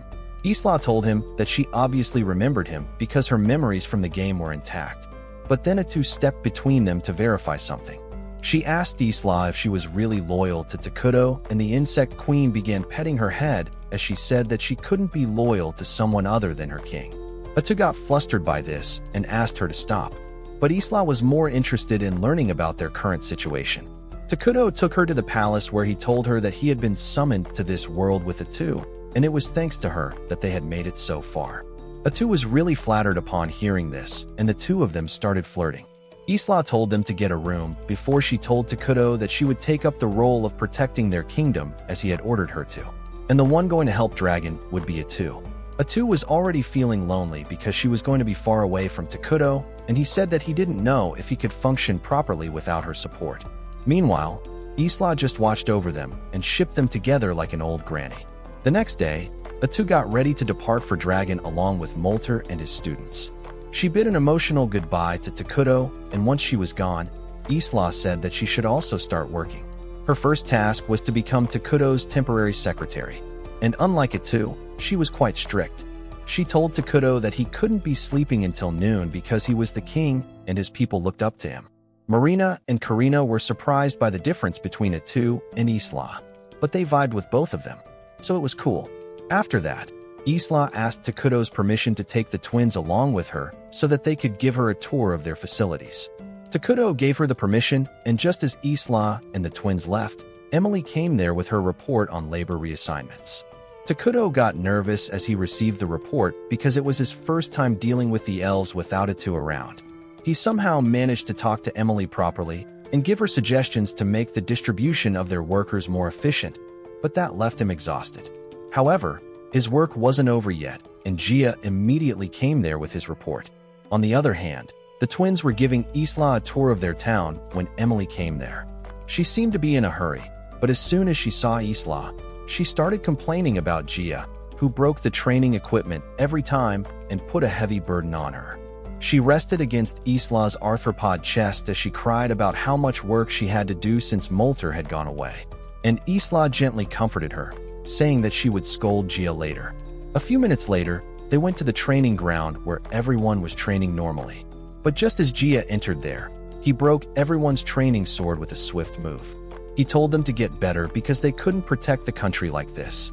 But then Isla towered over him, telling him that they needed to check their supplies before that. Gia was intimidated and apologized for getting carried away. And Universal Mommy Isla started giving him head pats as she told him that he would become a better warrior if he became calm and mature. Just then, she heard an alarm and the twins told her that it was time for lunch. They took her along to the community kitchen where everyone ate and the elves had taken out premium utensils for Isla. However, she sat down with the rest of the elves to eat. Everyone thought that she was their superior, so she should be treated better. But Isla told them that she was a guardian hero and she could only protect the people of Minogra if she lived with them and understood them. Just then, the twins came there with some custom-made wooden cutlery for her, and Isla gladly accepted their gift. She hugged the girls and gave them head pats that they had been secretly craving all this time. Later at night, she patrolled the town while planning how to improve its defenses. When she heard someone crying, she immediately checked out the treehouse to find that it was Karina who was sobbing and Marina was trying to console her. Isla asked them what had happened, and Karina said that she couldn't sleep because she kept having dreams of the happier times when their mom was alive. When she woke up, she realized those dreams could never come true again, and she started crying every time. The twins told her that they were slowly getting over it, and Isla didn't need to worry about them, but she had a better idea. She hugged the girls, telling them that she would sleep with them from now on, so that when they woke up, they had her by their side. The next day, Isla visited Takuto with her report. She suggested that they build a school next because it would help with improving their research speed and also for promoting their units. She also suggested planting a grass called the living reed at the borders, which served as a wall and dealt damage to anyone who tried to enter by force. Next, she decided to lay some eggs that would give birth to worker insects, and Takuto was pleased by all those ideas. Isla then asked him about it too, and he used his shared sensibility to find that she was just about to fight a group of monsters. The monsters rushed towards the city wall, but Atu sent her tentacles to end their lives in a flash. Mayor Antic was with her too, and she was absolutely horrified upon seeing Atu's power. She began stammering as she told Atu about her good relation with the twins, hoping that it would make the monstrous woman see her in a more positive light. Atu understood what had got Antic so frightened, so she asked her to take a break, and Antic immediately excused herself. After a while, Atu took a break from monster hunting, and one beast man offered her some juice. Molter remarked that she had started to fit in nicely with the people here. Initially, he had thought that everyone would be really scared of her, but thanks to Pepe, that did not happen. Atu got pissed as she heard Pepe's name, because when he had seen her tentacles earlier, he had called her an octopus. Atu had been annoyed when everyone started calling her an octopus, but before she could lash out at Pepe, he had told her to protect the city while he went to the main kingdom to report the matter. Even now, Atu could only sulk about that. But then Molter asked her about the skill harvest. She told him that she had gathered a lot of useful skills from the monsters, and Molter said that Takuto would be pleased to hear that. Atu got excited upon hearing that, and said that she wanted him to praise her a lot, when suddenly she sensed another monster coming towards them. This time it was a hill giant, and Molter checked for any magic that was controlling it. He couldn't find anything abnormal with the mana of the hill giant, and Atu said that they needed to figure out the source of this problem quickly if they wanted to return to their kingdom. Just then, Antic came there running to inform them about the hill giant. She said that their soldiers were getting ready to fight it, but Atu told her to relax because she could deal with one hill giant on her own. She rushed ahead, and then Molter decided to assist her because he didn't like sitting idly. He used a military-grade magic spell called Land of Ruin, giving Atu terrain advantage while greatly debuffing the hill giant. Atu used the holy sword skills to cut through the hill giant in one slash. But then something really surprising happened. The monster's body vanished, leaving behind gold coins instead. Atu immediately contacted Takuto about this strange occurrence. She said that even Molter had not seen or heard about anything like this, and neither could he identify the coins. Takuto linked his vision with Atu to see the coins, and he recalled that they were from another game he had played that was called Brave Quest. Just then a huge army of monsters began approaching the city, commanded by a rock giant and a malnourished warrior who had given up his blades in exchange for magic. Takuto could see that too, and he told Atu to be careful because this time they were facing enemies from an RPG. At the same time, far in the north, Saint Selena was leading a group of knights to hunt the witch named Irikino. As they reached a destroyed village, Selena began looking for the signs of the witch, when suddenly her men were hit by simultaneous headshots, dying on the spot. As she wondered what was going on, Irakino came there and proudly declared that she was going to win this time. Selena was disgusted to see her because she had killed Irakino 17 times already, and she had always come back to life, creating more trouble for her and the kingdom. She didn't understand how the witch could always return to life, and Irakino said that she couldn't understand how the saint could easily kill her each time. Irakino tried stalling the saint, but she figured out that she was planning something, forcing her to reveal her hand. Irakino summoned her army of zombies to attack Selena, but she used her power to summon holy flames, burning away the zombies. Irakino panicked because she realized she couldn't win against the saint this time as well. Selena dashed towards her, piercing her with her staff, and Irakino cursed the game for being too hard to beat. She died with that, but Selena wondered how long it would be until she had to face this crazy witch again. On the other hand, Takuto told the two more about the RPG named Brave Quest, in which their goal was to take down the Demon King. The monsters in that game spawned randomly and attacked without warning, and he thought that was why they couldn't find the source of monsters attacking Dragon. He said that it made sense that there were units from different games in this world if they were here, because they already knew about witches that weren't present in their game. Isla said that since Takuto had played Brave Quest, they had the advantage of knowing about their enemy. He agreed and decided to share the details about the enemy and the winning strategy with the two. Meanwhile, the two demon generals got orders from the Demon King to use any means necessary to conquer the world. Ice Rock said that they were fortunate that even when they came to this new world, small monsters like goblins and orcs still gathered under the flag of the Demon King. The knockoff general, also known as Flamin, agreed with him. And then Ice Rock ordered the monsters to destroy the city and spread suffering among the citizens in the name of the Demon Lord. With that, the monsters charged towards the city, and Ice Rock decided to join them. Flamin told him that he would sit back for now, but he had another goal in his mind.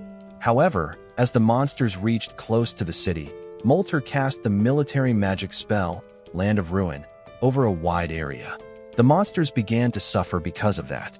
But high-level demons like Ice Rock and his magician assistant became even more powerful. They wondered what this weird spell was, and the magician said that maybe it was the work of the chosen hero. Ice Rock got furious at him for saying that because they didn't use the H word.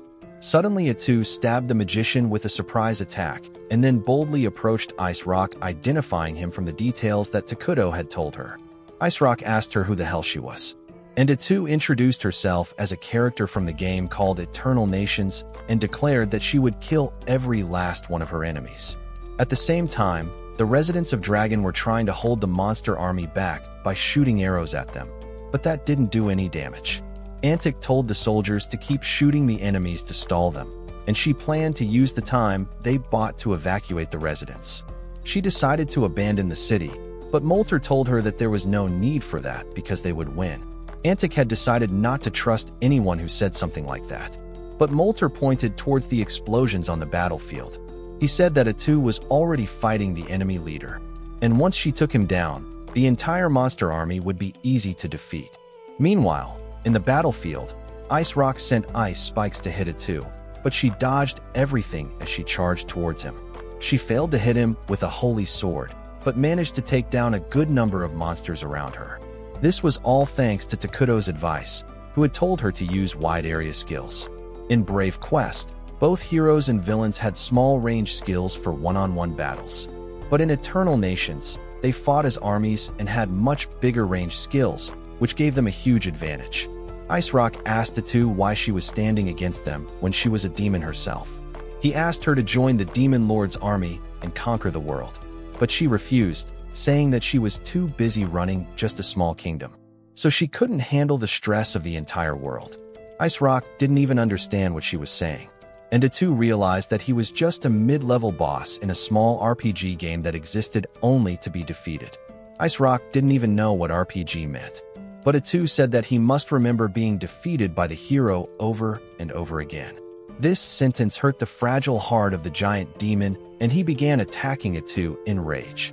She easily blocked everything and taunted him further, and Ice Rock unleashed his ultimate attack on her. Atu thought that she could easily dodge his slow attack, but then she found that her legs were frozen as a side effect of the enemy attack. She tried to block the ultimate skill, but ended up getting hit. A black sludge flowed out from her injured shoulder, but that wasn't enough to kill her. Atu immediately stabbed the demon with her tentacles, killing it on the spot and turning it into a bunch of coins. However, she wasn't proud of her victory, but ashamed that she had gotten injured. Her injuries healed immediately though, but she threw a tantrum, saying that she shouldn't have been hit by that stupid and slow attack. Just then, her system told her that she had acquired the ultimate skill of Ice Rock that never missed. Atu finally realized why she had gotten frozen, and she understood what it was like to fight enemies from different game genres. Anyway, she was pleased that the battle was over and contacted Takuto to inform him of her victory. But then she got the shocking news that the other half of the monster army, led by General Flamin, had reached Minogra already. A dark elf soldier immediately ran to Takuto's office to report that the enemies had entered their territory, but Takuto told him to calm down because he knew everything that happened in his domain. Isla also told the soldier to calm down because they had the situation under control and Gia and other important officials were already on the move. The soldier immediately returned to his post, and the twins asked Takuto if they were in trouble. He told them that they would be fine as long as he and Isla were here, but he felt a little anxious about it. Isla said that she hadn't expected the enemies to attack their kingdom either, and she asked Takuto what they should do now because the Demon Lord might be a player just like him. Takuto replied that it didn't matter if the Demon Lord was a player or not, because he had made a mistake by attacking their kingdom, and now they were going to crush him. With that, they departed for the battlefield, and Takuto began counting their forces. Their main combat unit was Isla, and then there were the elf soldiers under Gia's leadership. The medics also had decent fighting ability on top of their healing abilities. And finally, they had the larvae that Isla had given birth to. Isla said that she had bred those larvae just for labor, but with her buffing them up, they could perform decently in combat. Just then, Takuto got a message from Emily telling him that she had evacuated all the non-combatants. Shortly after that, he got another message, this time from Gia, who told him that they had found that the enemies had around 1,000 soldiers, including goblins and orcs. There were also some strange creatures he had never seen before. And Takuto told him to keep defending the capital while he finalized his strategy. After that, Takuto thought that there were high chances a demon general was leading the army, and that could be a problem. He quickly came up with a strategy, and Isla thought that he was going to mass-produce fighter units with the mana they had stockpiled to cover the gap between them and the enemy. However, Takuto's real plan was something else. He immediately granted all the excess mana his kingdom had gathered over the past few weeks to Isla, making her level up like crazy so that she could unlock the skills called Predation and Parasitic Eggs. Takuto told Isla to use her skills to annihilate the enemy forces, and she replied that she was honored that he had chosen to entrust the kingdom's defense to her. Takuto said that after watching the battle at Dragon, he had figured out that Isla was the strongest unit on his side that could deal with the enemies. And now that she had leveled up, it should be easy for her. Isla got ready to attack the demon army, but Takuto warned her to watch out for attacks that followed RPG logic. Isla remembered how Atu had been caught off guard and promised to be careful as she flew off to the enemy location. Meanwhile, the elite soldiers of the Demon Lord's army were wondering why they were even here. One of them said that the Demon Lord probably didn't even know that Flamin was leading the troops here. The Flame Knight was shocked to hear this, and the Demon Wizard told him that Flamin was probably trying to betray the Demon Lord. As he started telling him the spicy gossip he had heard, they spotted someone approaching them, but it was just an ogre they had sent to scout the region. However, the ogre had weird bumps all over his body, and he looked like he was in a lot of pain. The elite warriors were on their guard, and they told him to stay back. But then suddenly the bumps on the ogre's body exploded, and small larvae shot out of it towards the demons. The demons had a hard time dealing with them, and they decided to retreat when they heard Isla's voice, telling them that she was disappointed in the demon army if they couldn't handle even this much. The demons wondered where the voice was coming from, and then Isla climbed down from a tree ready to pounce on them. She made quick work of all the demons and ate them to increase her power, but she found that they weren't even a good source of protein. Just then the demon general Flamin arrived there, and he was quite surprised to see all his troops defeated. He asked Isla to introduce herself before revealing that he was one of the 4 demon generals, and Isla was happy to hear that because she was looking forward to fighting him. She said that she had known there would be an enemy of very high level leading the army, just like Ice Rocket Dragon. Flamin realized that Ice Rock was already dead, but he wasn't really sad about that. He told Isla that Ice Rock had been the weakest of the 4 generals and also the dumbest, so she shouldn't compare him with that brute. She told him that it didn't matter how strong he was because he would also lose. And Flamin didn't like that statement. The two of them kept taunting each other, but then Flamin said that he would drag Takuto down from his throne. And that was crossing the line for Isla and her cute but creepy larvae. Flamin activated his firepower and charged towards Isla, and Takuto could see the battle in real time because of the shared senses. He found that the only interesting thing on the battlefield right now was the fight between Isla and Flamin. Her larvae were on patrol duty and taking down any enemy that was lost in the forest, while Gia and his soldiers were defending the city border from the enemies that reached them. The medics were also standing by, and everything seemed fine. But Takuto felt like he was missing something. He asked the twins if they noticed something, and they didn't have any idea either. Meanwhile, Flamin and Isla were still fighting, and Isla kept pushing him back with her swift attacks. Flamin called her a monster, and she got offended by that, so she summoned her larvae to jump him. However, the demon just burned through them in a second, and then summoned a bunch of monsters to assist him. Isla called that cheating, but then she asked Flamin if she could get an answer to one question. He immediately shot some fireballs towards her, telling her that they were in the middle of a death battle. Isla deflected all his attacks with the help of her larvae and then stabbed the ground with her stinger, pumping some larvae into the ground. She said that her king wanted to know why the demon lord was even attacking them. And then her larvae dug their way into the bodies of Flamin's minions, eating them from the inside out before darting towards him. He immediately burned them using a wall of fire, and Isla continued her ruthless assault. Flamin dodged everything and said that either her king was hiding the truth from her or he was stupid and didn't know anything himself. He then asked Isla what she thought about herself, and she didn't understand his question. He threw a burning punch at her while telling her to answer the question with the first thing that came to her mind. Isla blocked it and replied that she was the protector hero of Minogra and the servant of King Takuto, and that pissed off Flamin. He suddenly realized that the reason he instinctively hated Isla was because she had chosen to serve her king out of free will, and she was proud to do so. Isla also understood his situation now, and she asked if he was just a puppet that was controlled by the demon lord. Flamin couldn't deny that allegation, and he released his full power, declaring that if he could kill everyone here, he would be free from the demon lord's control.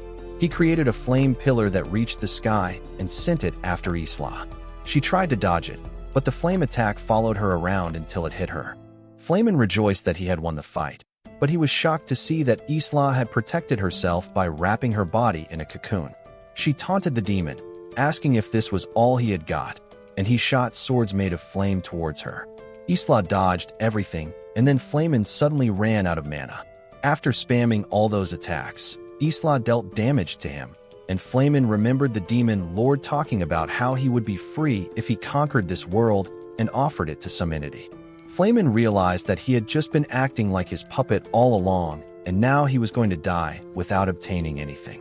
Isla slashed his body into two, and Takuto immediately called her to congratulate her on the victory. He asked her to return to the capital now, and as Isla told him that she had just leveled up after winning the fight, the call abruptly ended.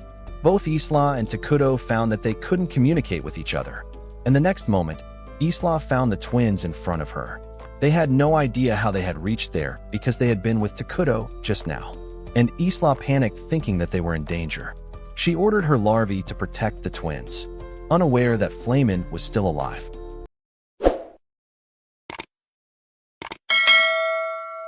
Without warning, the creatures scatter in terror, sensing an overpowering force approaching. Isla attempts to communicate with the Brain Eaters, but receives no response. She tries reaching Takuto as well, but he too remains silent. When Maria and Kua question what's happening, Isla pulls them close protectively. She whispers comforting words, promising their safe escape, lifting them into the air. She flies away swiftly. After traveling some distance, they stop to rest only to discover Flamin's body directly ahead. They've been circling the entire time. Flamin erupts with laughter, taunting Isla that she can no longer kill him. Refusing to accept defeat, Isla raises her mantis claw to strike, but barrier materializes, blocking her attack. Flamin mocks her further, explaining that killing him is impossible now that he's already dead. Takuto receives a system notification, auto-defend activated. He begins connecting the dots, recalling Flamin's activities during the brave quests. On the battlefield, Flamin ridicules Isla's arrogance.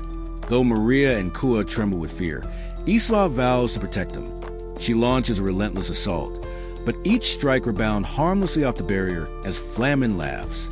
Suddenly, a crimson aura envelopes them, against their will. The twins begin walking toward Flamin, their bodies moving involuntarily despite their terrified expressions. Isla struggles desperately to pull them back, but the aura restrains her as well. Flamin smugly explains this is his favorite RPG mechanic, a scripted event that cannot be resisted. The twins continue forward, pleading with Isla to save them. Witnessing their terror, Isla strains against the aura with such force that her body begins bleeding. Flamin dismisses their efforts, calling them delusional fools. He shouts toward Takuto, knowing he's watching, vowing to kill Takuto's most precious citizens as revenge. A massive explosion engulfs everything. The scene shifts to a memory. Maria and Kua climbing a tall tree, reaching the top to witness Managra's breathtaking landscape.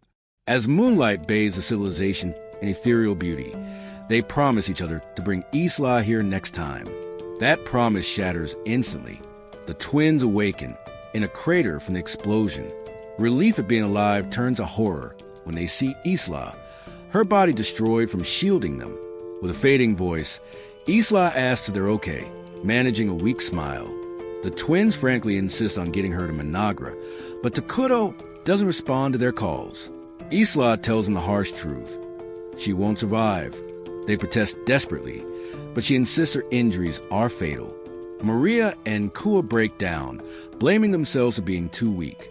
They groan comfortable, believing they could finally live peacefully with Isla, whom they come to see as their mother. Why must they face this cruel fate? Isla comforts them, taking responsibility for not being strong enough. When they declare they'd rather die with her, she makes a shocking move, plunging her claw into her chest and extracting her glowing heart. Through tears, she apologizes for leaving them, explaining that fate cannot always be controlled. She gives her final command: eat her heart to inherit the royal succession, skill, and all her power. Her arm falls, and Isla dies peacefully. Meanwhile, ATU battles goblin waves with Molter following behind.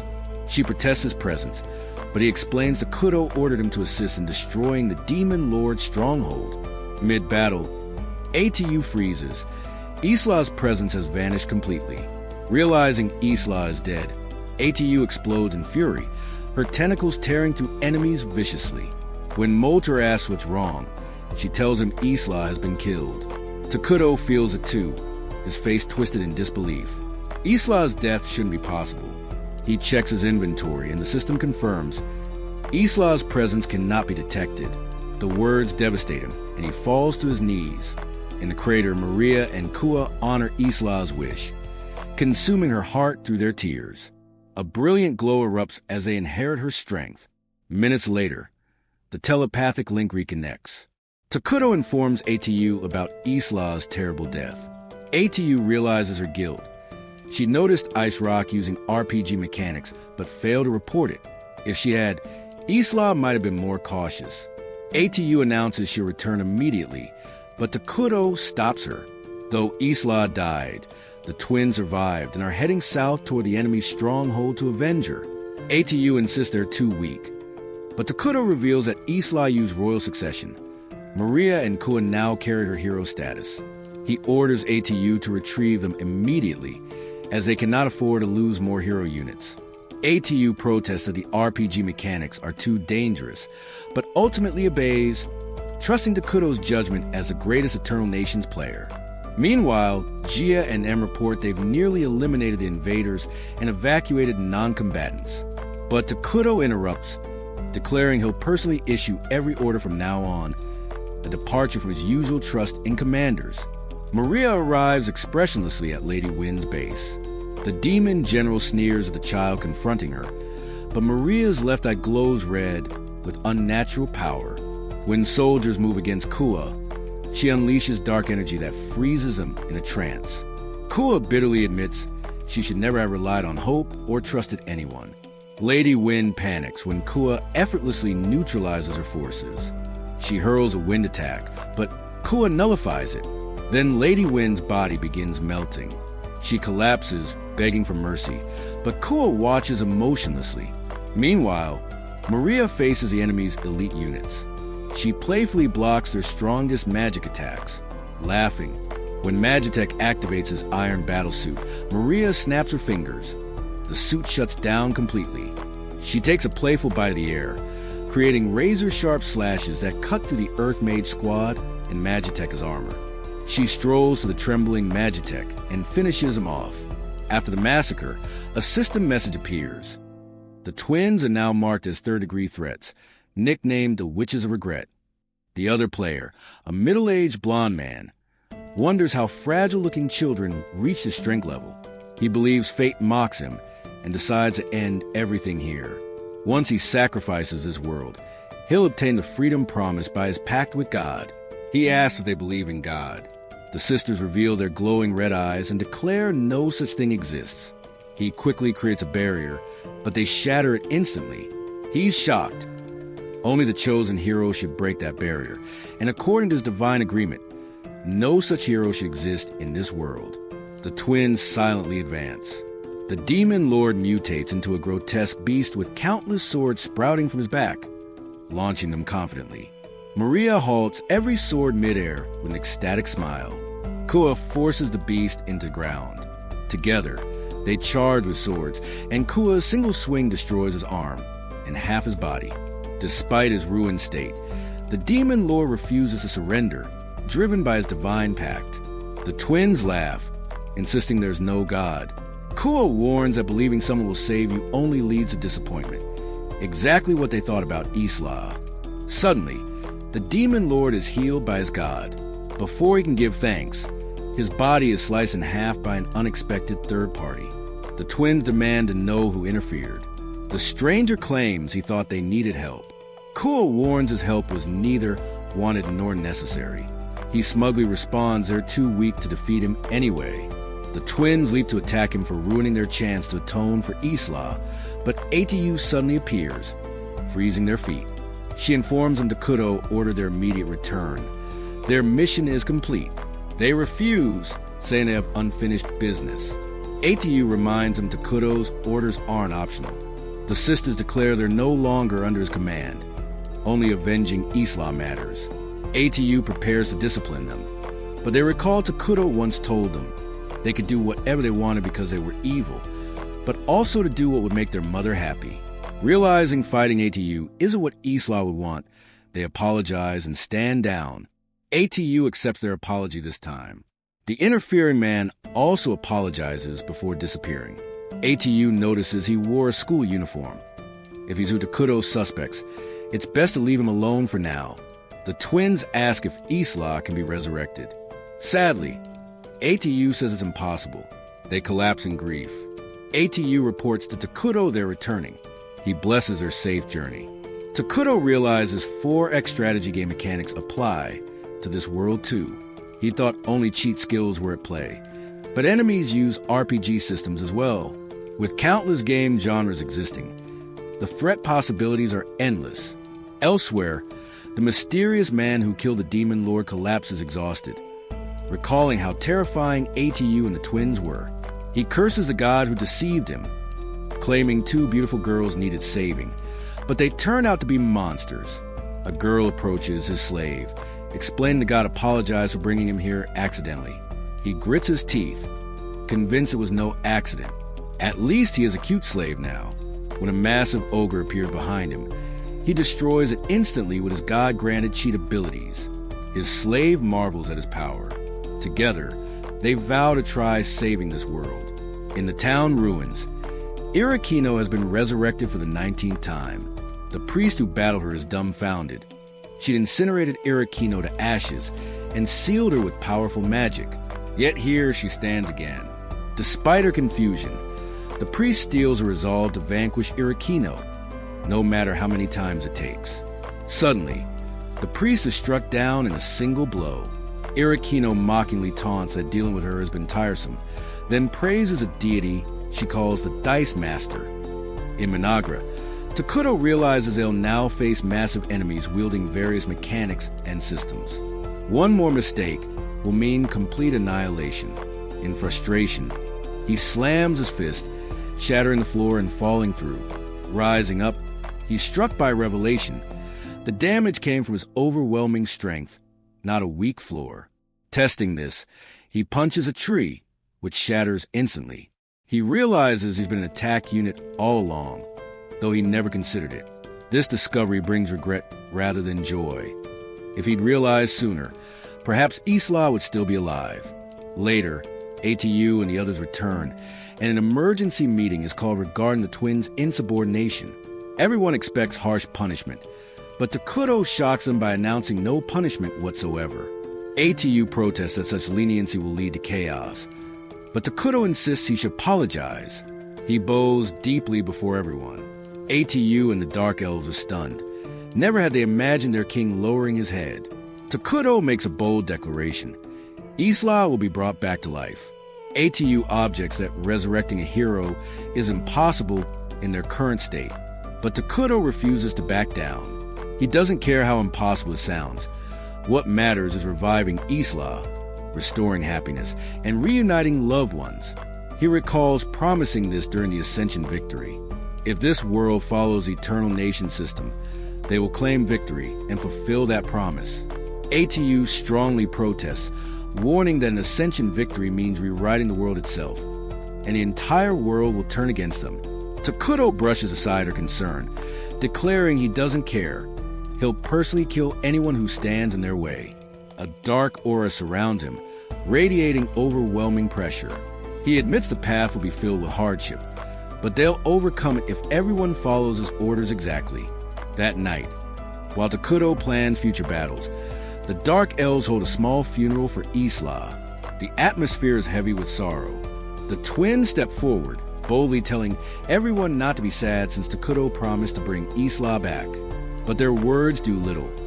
Others have lost confidence, quietly wondering if they can keep up with Takuto's reckless ambitions. Hidden in the bushes, Takuto secretly watches. The twins raise their voices again, encouraging everyone not to lose faith, to believe in King Takuto. Their words surprisingly boost morale. None expected encouragement from children. Takuto watches with quiet pride, his heart swelling at their loyalty. The next day, ATU finds Takuto in an emotional breakdown.